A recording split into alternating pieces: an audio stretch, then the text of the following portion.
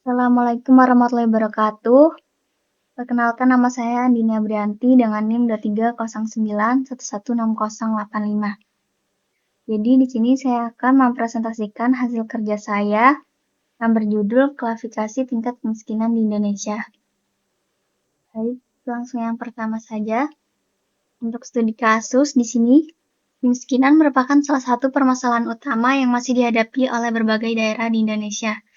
Pemerintah telah melakukan berbagai upaya untuk menurunkan angka kemiskinan, seperti program bantuan sosial, subsidi, hingga pembangunan infrastruktur dasar.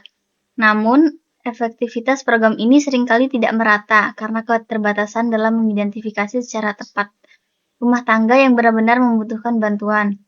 Oleh karena itu, dibutuhkan pendekatan berbasis data untuk mengklasifikasikan tingkat kemiskinan secara lebih akurat dan efisien, sehingga penyaluran bantuan dapat tepat sasaran. Selanjutnya ada business understanding. Di sini ada terdiri dari 4, yaitu business objective, asset situation, determining goals, dan project plan. Business objektif mengembangkan sistem klasifikasi otomatis berbasis data untuk identifikasi tingkat kemiskinan rumah tangga di Indonesia. Fokus pada efisiensi penyaluran bantuan dan kebijakan sosial yang responsif.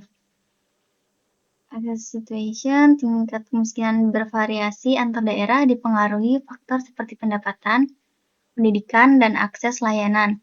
Metode manual memakan waktu dan sumber daya besar. Pendekatan berbasis data dibutuhkan untuk akurasi dan kecepatan.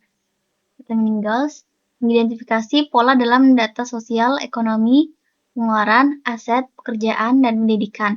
Untuk membangun model klasifikasi tingkat kemiskinan, model ini membantu prioritas bantuan yang lebih tepat sasaran.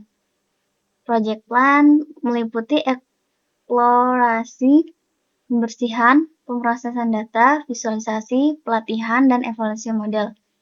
Hasilnya adalah model prediktif untuk klasifikasi tingkat kemiskinan rumah tangga. Dataset ini diambil dari situs Kaggle, klasifikasi tingkat kemiskinan di Indonesia. Dataset ini berisi data sosial ekonomi rumah tangga yang dapat digunakan untuk mengklasifikasikan status kemiskinan berdasarkan berbagai variabel seperti pendidikan, pekerjaan, pengeluaran, kepemilikan aset, dan sebagainya. Jadi datasetnya bisa diakses di sini. Lalu di data understanding, di sini ada kolom yang berisi data-data klasifikasinya. Ada provinsi, kabupaten, kota, presentasi penduduk miskin menurut kabupaten atau kota, rata-rata lama sekolah penduduk, umur 15 tahun plus, pengeluaran per kapita disesuaikan, indeks pembangunan manusia, umur harapan hidup, presentasi rumah tangga yang memiliki akses terhadap sanitasi layak, presentasi rumah tangga yang memiliki akses terhadap air minum layak, tingkat pengangguran terbuka, tingkat partisipasi angkatan kerja, PDRB atas dasar harga konstan menurut pengeluaran. Selanjutnya data preparation. Di sini dilakukan pembersihan data, penghapusan kolom yang tidak relevan, serta memastikan semua data numerik siap untuk proses modeling. Jadi di sini ada jumlah data setelah cleaning, missing value setelah cleaning, jumlah data duplikat setelah cleaning, ringkasan statistik dan tipe data semua kolom. Selanjutnya modeling dan evaluation. Di sini ada modeling terdiri dari select modeling techniques, pre-processing, build and train model, basis and compare predict. Dan evaluation ada evaluate threshold, review process, feature selection, training hypermeter data, dan determine next steps. Selanjutnya di deployment ada plan deployment, final project, dan review project.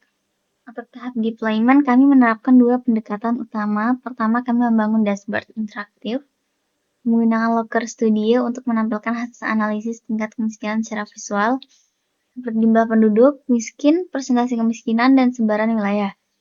Visualisasi ini dirancang agar mudah dipahami dan mendukung pengambilan keputusan berbasis data. Kedua, ada prediksi terbaik kami dirilis melalui API menggunakan Fetch API. memungkinkan integrasi model ke dalam aplikasi lain untuk prediksi secara real-time. Model yang telah dilatih disimpan dalam format .pkl untuk menjaga konsistensi hasil prediksi.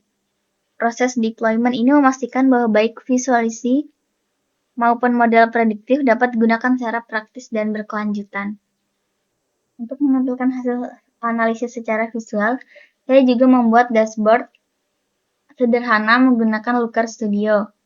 Dashboard ini memudahkan pengguna untuk memahami distribusi kemiskinan berdasarkan indikator-indikator yang tersedia. Ini adalah tampilan API yang sudah saya buat.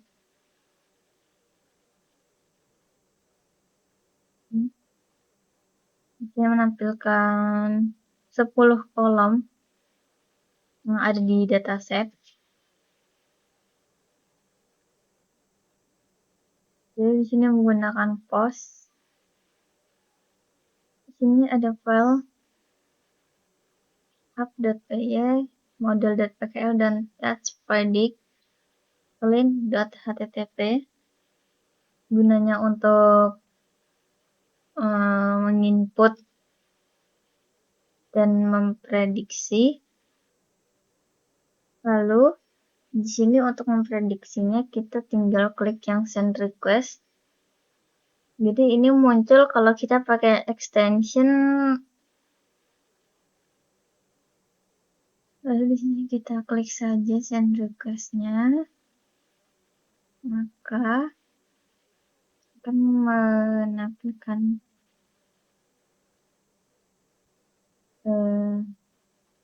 nilai-nilai dan prediksi yang tadi. Ini hasilnya berhasil.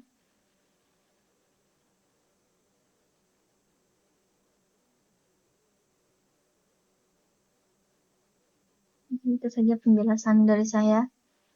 Sebelumnya, mohon maaf kalau ada kesalahan kata. Terima kasih.